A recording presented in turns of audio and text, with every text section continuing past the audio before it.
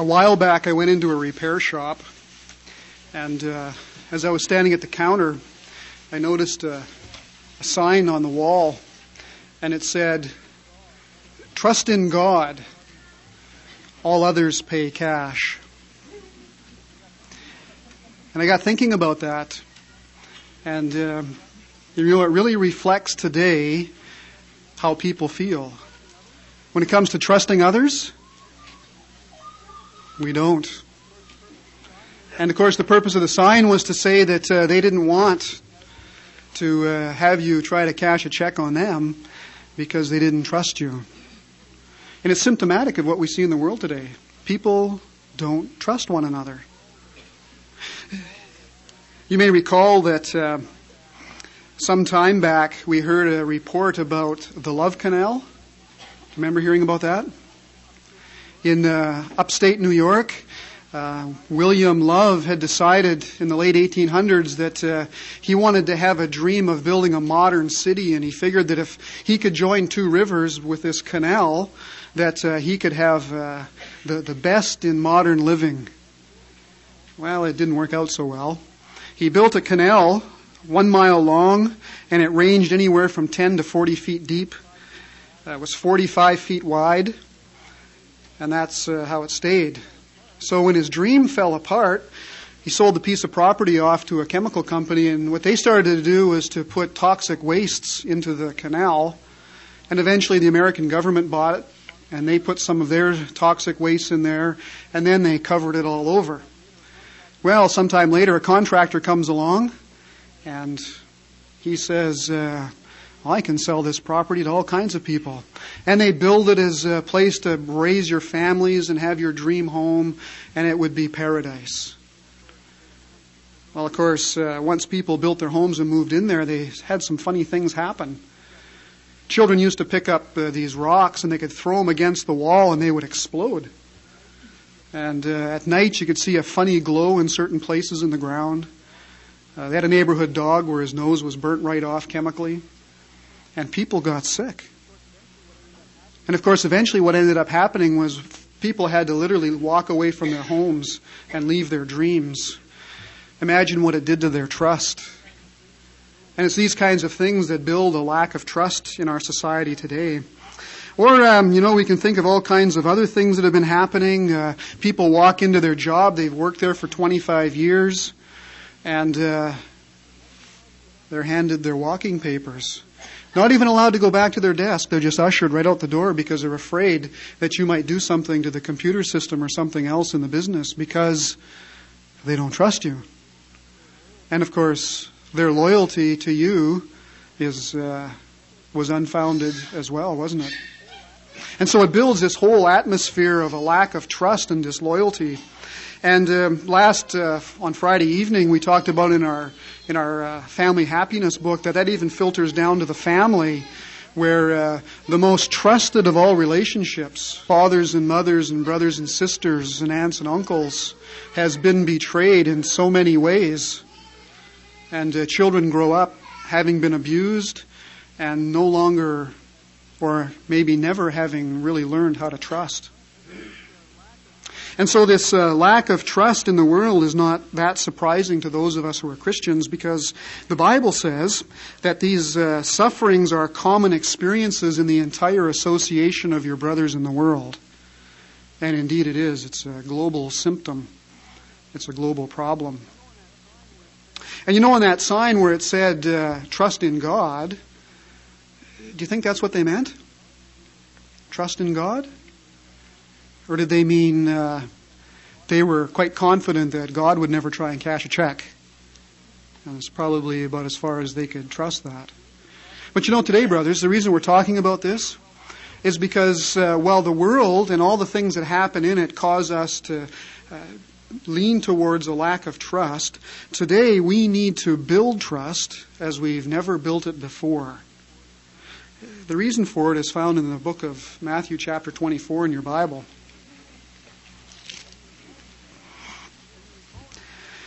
And you recall in this chapter 24 that Jesus was given to his disciples the various features of a composite sign that would allow them to know that we were living in the last days. And of course, they were all troubled signs.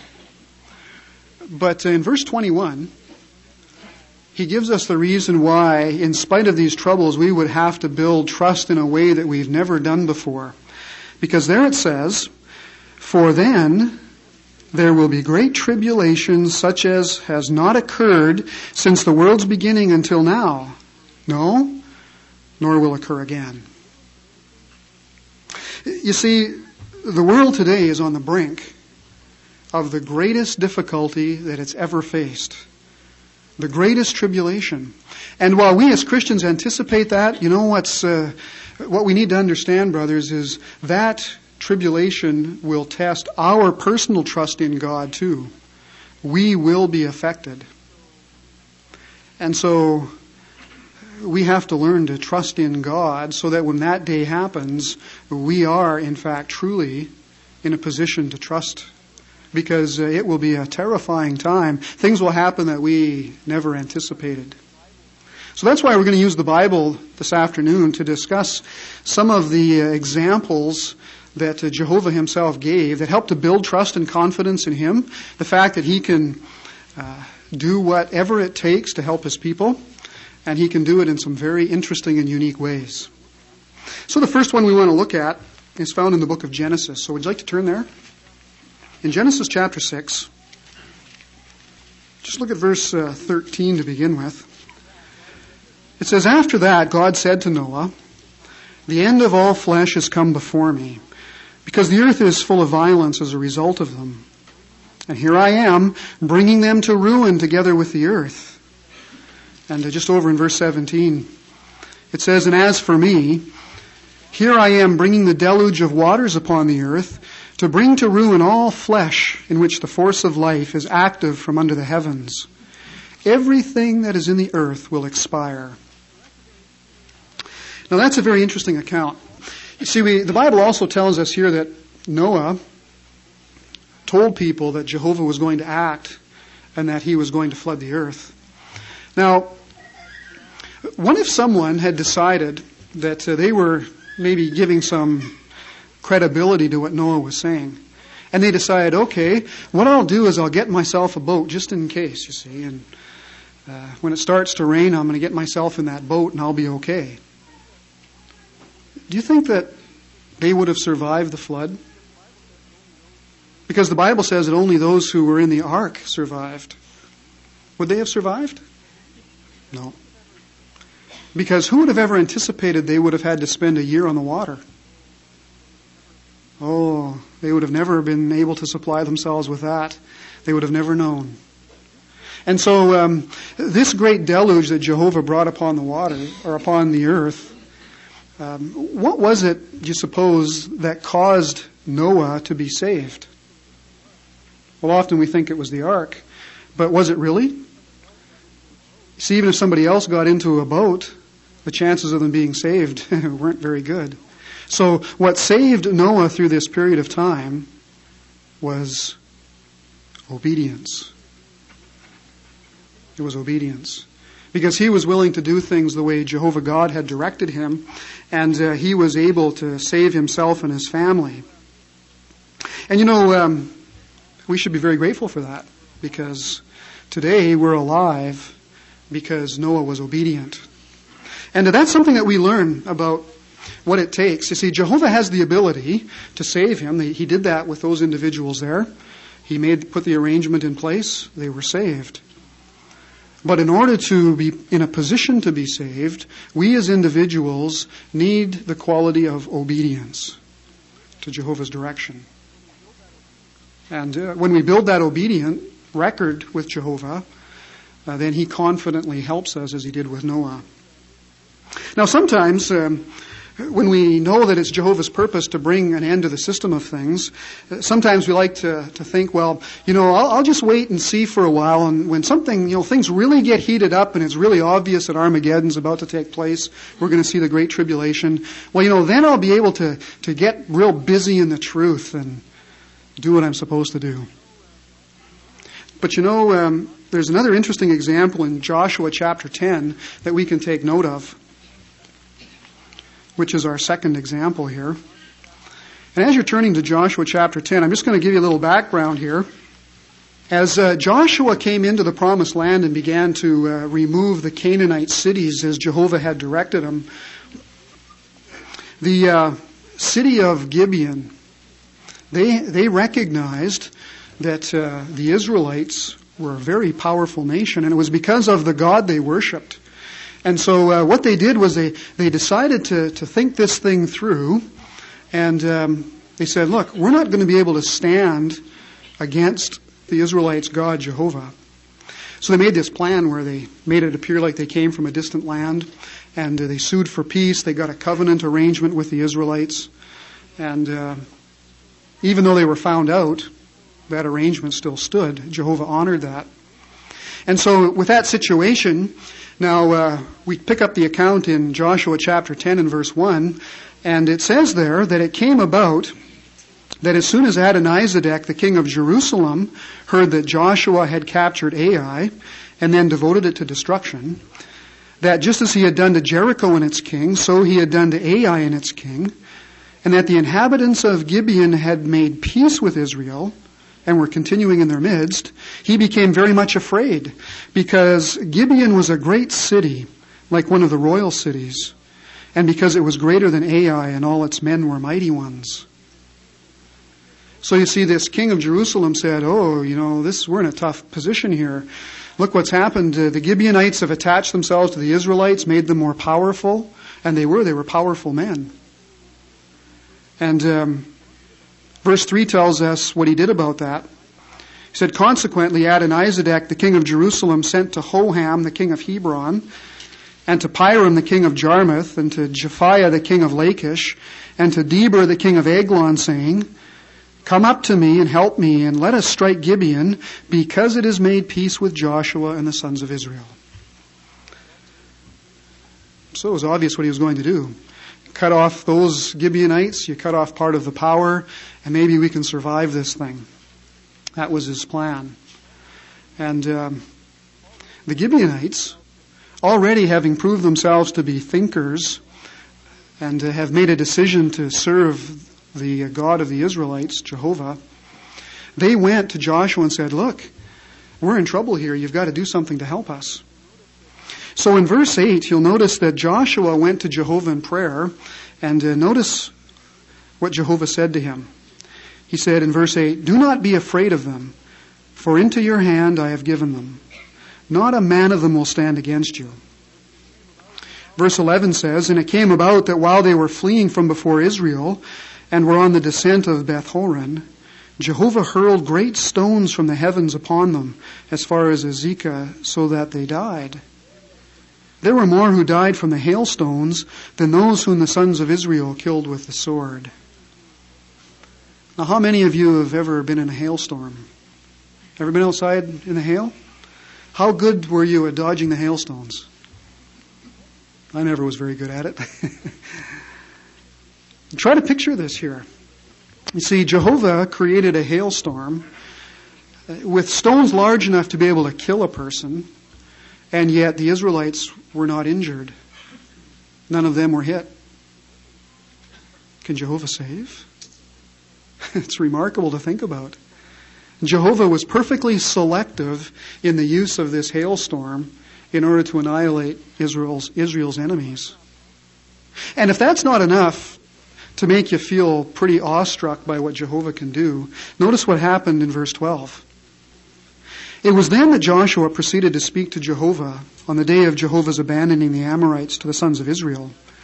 And he went on to say before the eyes of Israel, sun, be motionless over Gibeon, and moon over the low plain of Ajalon. Accordingly, the sun kept motionless, and the moon did stand still until the nation could take vengeance on its enemies. Is it not written in the book of Jashar? If you'd have been there, you would have seen that the sun stood still for 24 hours. Now, we don't know how that happened exactly. I guess if Jehovah wanted to stop the rotation of the earth, he could have done that. Seems unlikely.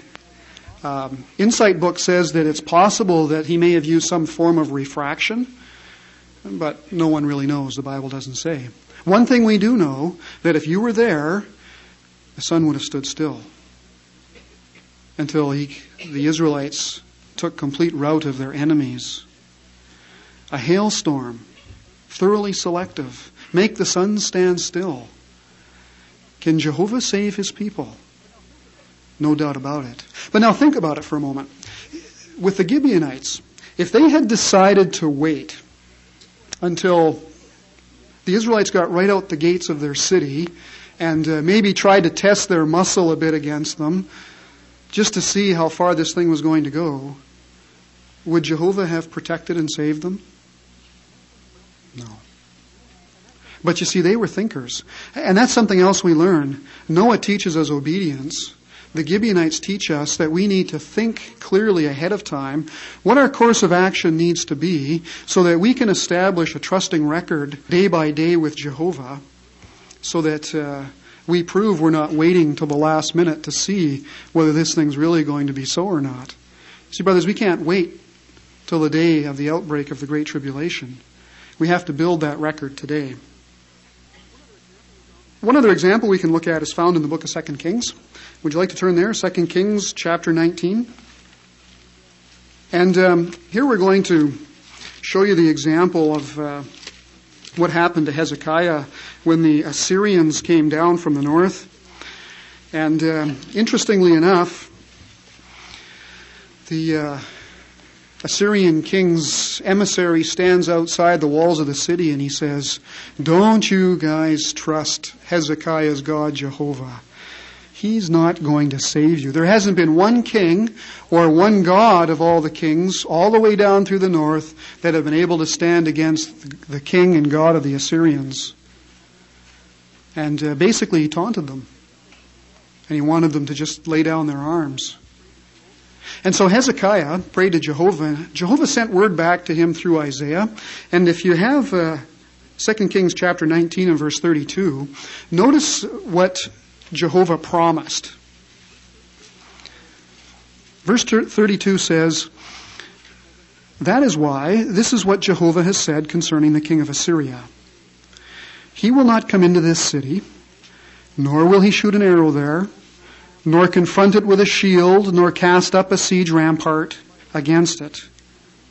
By the way by which he proceeded to come, he will return, and into this city he will not come, is the utterance of Jehovah.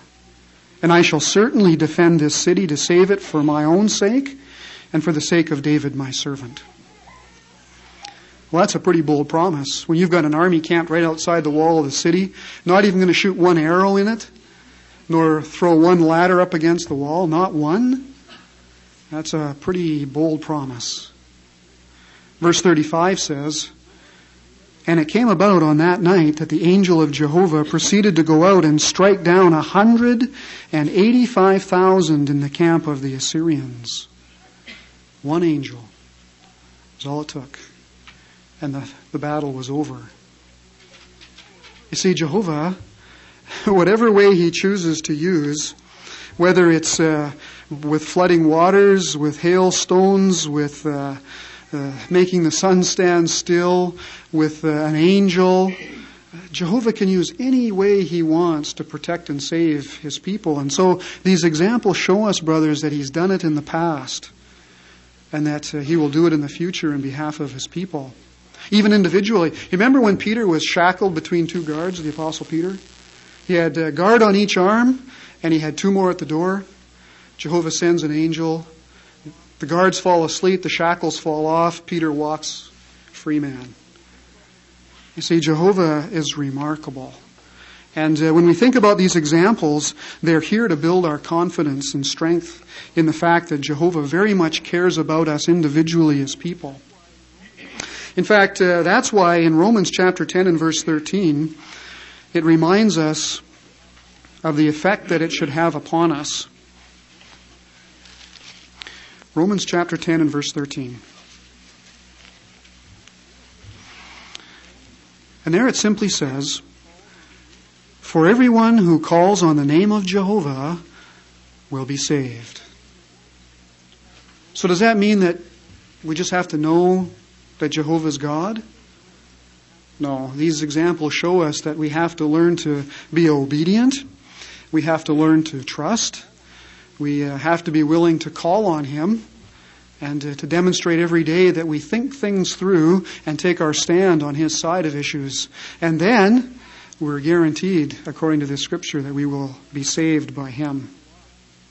And you know, Jehovah has done a lot in order to prove to us that that's true for us today, right here today in 1997.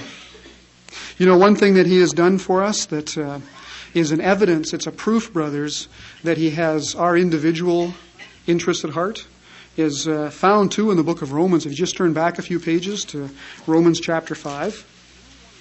And there we want to read together verse 12. You see, realistically it tells us that that is why, just as through one man sin entered into the world, and death through sin, and thus death spread to all men because they had all sinned. Now we understand that. That happened way back in time, and we're affected by that. But notice verse 14. It says, nevertheless, death ruled as king from Adam down to Moses, and we might say even down to our day, even over those who had not sinned after the likeness of the transgression by Adam, who bears a resemblance to him that was to come. So it's true, isn't it? We didn't ask to be in this position. We didn't look for sin. It's something we were born with. So we didn't sin in the likeness of Adam. We didn't transgress as he did. But nevertheless, here we are. We're in this situation. But you notice there, it said in the last part of that verse that Adam bears a resemblance to him that was to come. And verse 21 at the end there tells us that that was to be Jesus Christ. And in what way was he to resemble Adam? Was he to have family resemblance? Curly hair, big ears, kind of short? You know, is he that sort of resemblance? No. The resemblance was perfect human flesh without sin. So both Adam and Jesus Christ had that. And if you look down to verse 18, it shows us what it is that is so important about that. It says, so then, as through one trespass, the result to men of all sorts was condemnation. Likewise, also, through one act of justification, the result to men of all sorts is the declaring of them righteous for life. For just as through the disobedience of the one man, many were constituted sinners, likewise also through the obedience of the one person, many will be constituted righteous. In verse 21, he asks an interesting question. He says, to what end? Or what's the purpose? Or so what's it all about? Well, he says that just as sin ruled as king with death, likewise also undeserved kindness might rule as king through righteousness with everlasting life in view through Jesus Christ our Lord. So you understand what they're saying here is that Jesus Christ provided something very, very important. He gave us the ransom value that would allow us to be able to stand before God as a whole and complete individual. In fact, Jesus Christ provided two very important things. One is the ransom.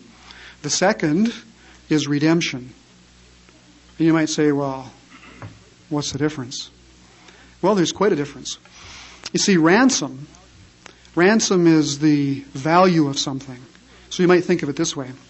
If you were a millionaire, somebody abducted your child, you got $1 million in the bank, but you never take it out of the bank, is the kidnapper going to want to give your child back? You see, you have the value. The ransom value is there, but you have to do something with it, don't you? That's where redemption comes in. You see, redemption is applying the value of the ransom price. And so you have to have both. So even Jesus Christ coming to the earth, even though he was a perfect man, and he had the value, unless he was willing to use it, to give it up, then it wasn't going to mean anything. But he gave both. And so, brothers, that's set in motion for us, as it says here, the opportunity to be able to stand before Jehovah and look forward to things being changed so we could live forever. But it's also a guarantee that Jehovah cares about us because he put that in place for us. And if you just turn back in Romans chapter 5 to verse 6, you'll notice that that's Jehovah's thinking as well. For there it says in verse 6, "For indeed Christ, while we were yet weak, died for ungodly men at the appointed time. For hardly will anyone die for a righteous man. Indeed, for the good man perhaps someone even dares to die.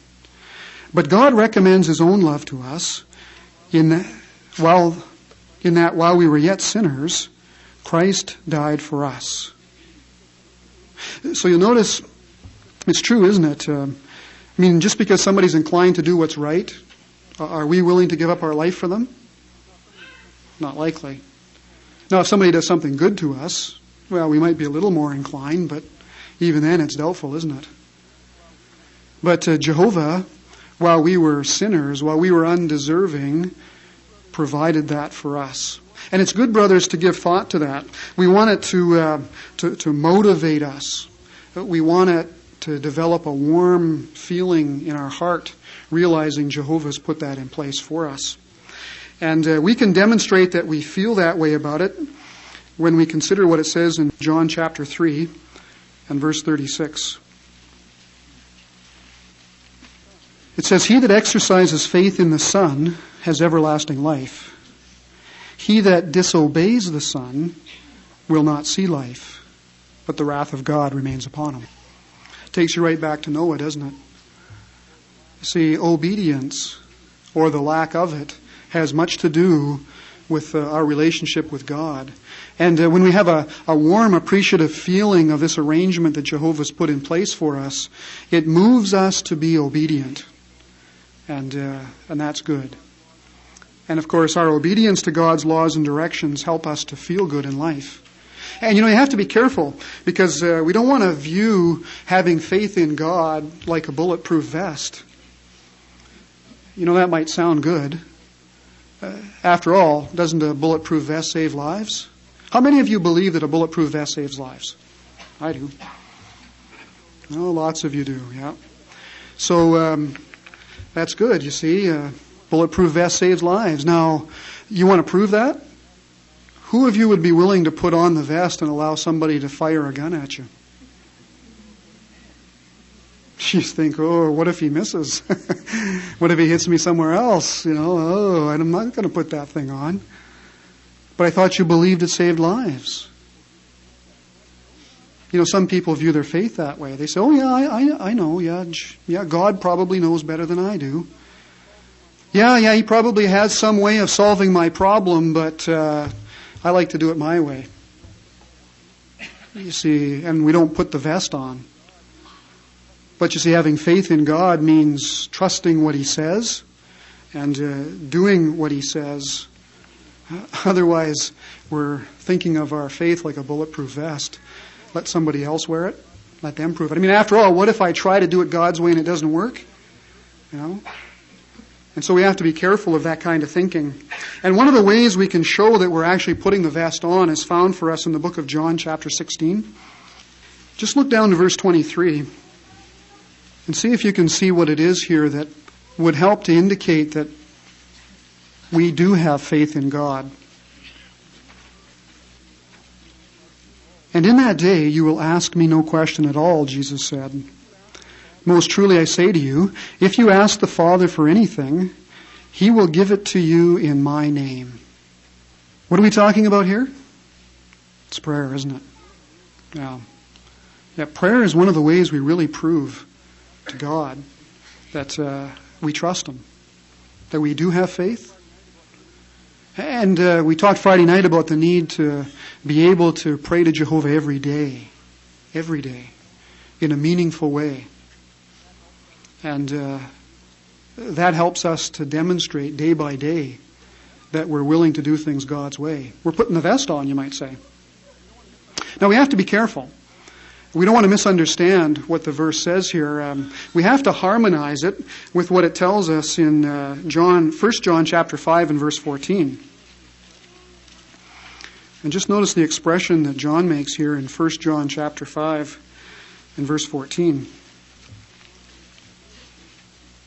It says, and this is the confidence that we have toward him, that no matter what it is that we ask according to his will, he hears us. So you see back in John 16, it said that we could ask for anything. But here it says that we have to ask according to God's will. Just let me illustrate that for you. When one's learned the truth, many have the smoking habit. And so they may read that you can ask God for anything. So they pray to Jehovah and they say, Jehovah, please make me stop smoking. Do you see a problem with that? Well, that prayer is not according to God's will. The prayer that would be according to God's will is, Jehovah, please help me to stop smoking. Because Jehovah doesn't make anybody do anything. He will never force us to do anything at all. But he will help us. And so we have to make sure that we pray according to God's will. When we do that, you see, brothers, we're demonstrating to Jehovah day by day that we're willing to put the vest on. Something else too, in this system of things, at times things go wrong in our lives. Some part of our life will fall apart for whatever reason. The system is designed that way. And we feel bad. It's hard to deal with. It can cause us anxiety and stress. And sometimes our thinking can be that, maybe I've done something that Jehovah's not happy with, and maybe he's pulling away from me. But you know what, brothers? That's not the way Jehovah deals with us. He does not bring these things upon us so that he can punish us. It's part of the system in which we live in. But what he does do, he doesn't prevent it necessarily from happening, but what he does do is what is found in Proverbs chapter 2. Let's just turn there together and read that.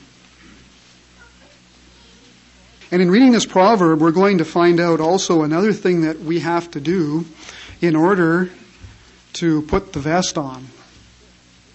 See, in Proverbs chapter 2 and verse 6, this is what it says Jehovah will do for us when we experience problems in our life, if we want him to.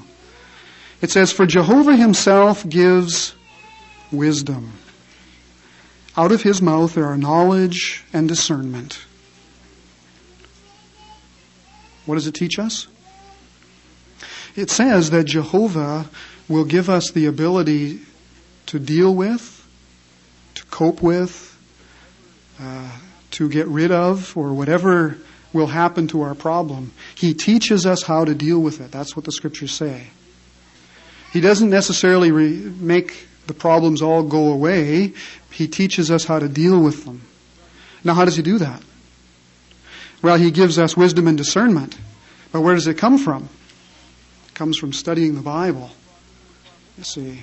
And so each time we come across a problem in our life, then we have to say, now, what does Jehovah teach me about this? What can I learn from the Society's publications that help me to delve into the Bible so that I know how to cope with this problem? You see, that's what he teaches us. Verse 10 says, when wisdom itself enters into your heart, and knowledge itself becomes pleasant to your very soul, thinking ability itself will keep guard over you. Discernment itself will safeguard you to deliver you from the bad way, from the man speaking perverse things, from those leaving the pathways of uprightness to walk in the ways of darkness, and so on. You see, Jehovah teaches us to protect ourselves by what he teaches us through the pages of the Bible and other publications through the Watchtower and things like that. In fact, a good example of that, you may recall the October 15th, 97 Watchtower. I don't know if you can see that. Remember the article? Discerning the principle reflects maturity. Made a very interesting point in here about that.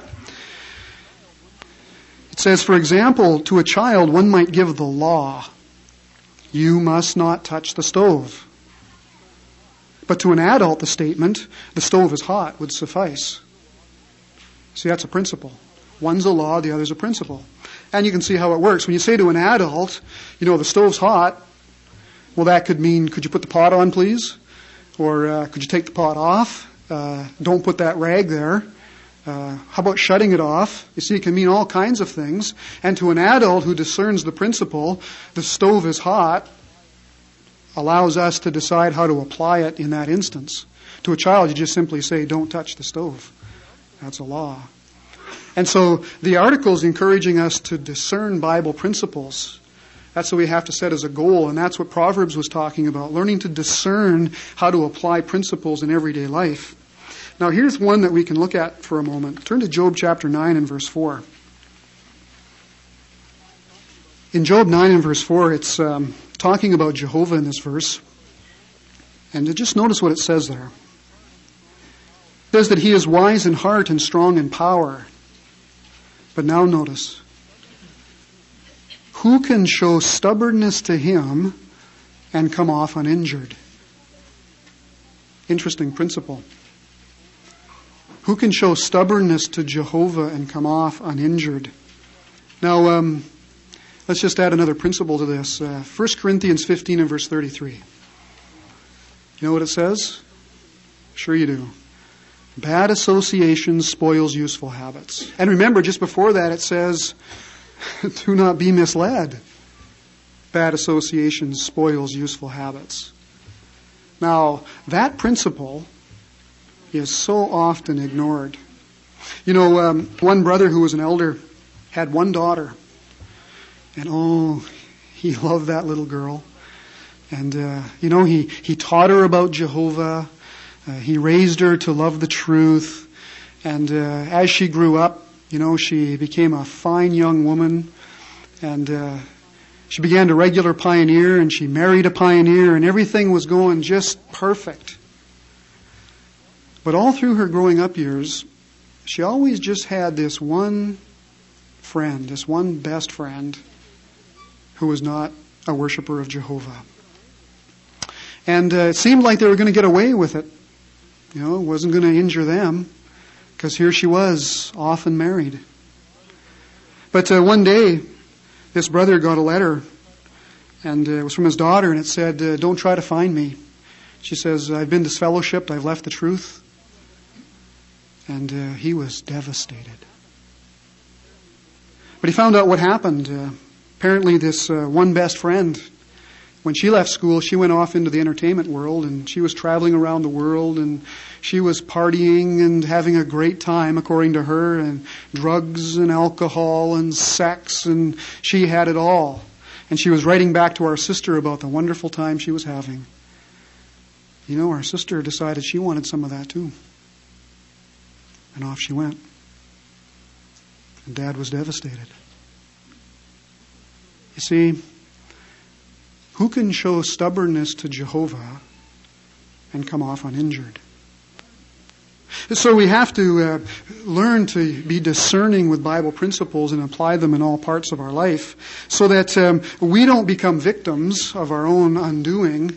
We show that we trust Jehovah by putting on the jacket. You see, we could say, well, yeah, that's, you have to watch your association, but, I can handle it. Or any other Bible principle can be that way. You see, okay, well, you apply it, but, I can handle it. See, we're not putting on the vest, are we? We have to put on the vest and trust God that when we walk His way, that He will protect us. Some of you here may be familiar with Lawrence Thompson. He may have served in this area as circuit overseer. Yeah, some of you are nodding your head. You might recall his life experience in the March 1st, 94 Watchtower. One evening in there, he was 13 years old. He was outside with his dad, and his dad made a very interesting statement. He said this: only our lack of faith and trust in Jehovah limits what He will do for us. Isn't that interesting? Only our lack of faith and trust in Jehovah limits what He will do for us.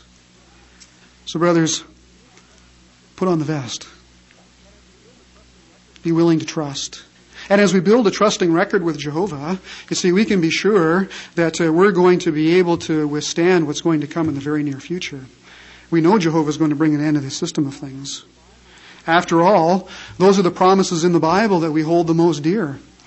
And remember, Jehovah made some very interesting promises. The promise to Joshua with regards to the Gibeonites, that not even a single arrow would be shot into the city? And that's what happened.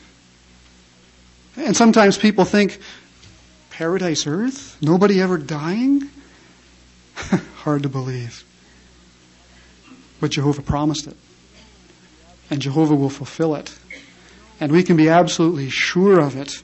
And the Bible goes on to show us in the book of Revelation chapter 7 about the people that would be survivors of the greatest tribulation the earth has ever seen. Would you like to turn there with me? Revelation chapter 7. In verse 13, the elder there says to John, "Those who are dressed in the white robes, who are they and where do they come from?"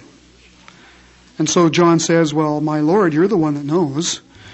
And he said to me, "These are the ones that come out of the great tribulation and have washed their robes and made them white in the blood of the Lamb." You see, they're the survivors of the great tribulation. Now, the point we want to take note of is in verse 15. It says, "That is why they are before the throne of God." Well, why? Why are they before the throne of God? It says, "And they are rendering him sacred service day and night in his temple, and the one seated on the throne will spread his tent over them." Do you see what got them there? Sacred service day and night. Day and night. Day by day. Every day. That's what got them there. And so it is with us. You see, if we want to be the group of survivors of the greatest tribulation the world will ever see, then we have to worship Jehovah day and night. Every day. Day by day. Prayer, personal study, our association with together, developing discernment with Bible principles that will allow us to have complete trust and confidence in God. And putting the vest on and showing Jehovah that we're willing to trust His ways. And brothers, we can do that. We simply have to show the same kind of obedience as Noah. Or think clearly like the Gibeonites did. Think things through. Make our stand evident as what we want to do. Make sure that we trust Jehovah's arrangements. And we demonstrate that day by day by our prayer and our personal study. So, brothers, make it your resolve. Jehovah has everything in place. He's waiting now to bring an end to this entire system of things. But He wants us, in the meantime, to develop a trusting record in Him that He can have confidence in, that we will be people that will continue to serve Him day and night forever. Trust Him. Put on the vest. You'll not be disappointed.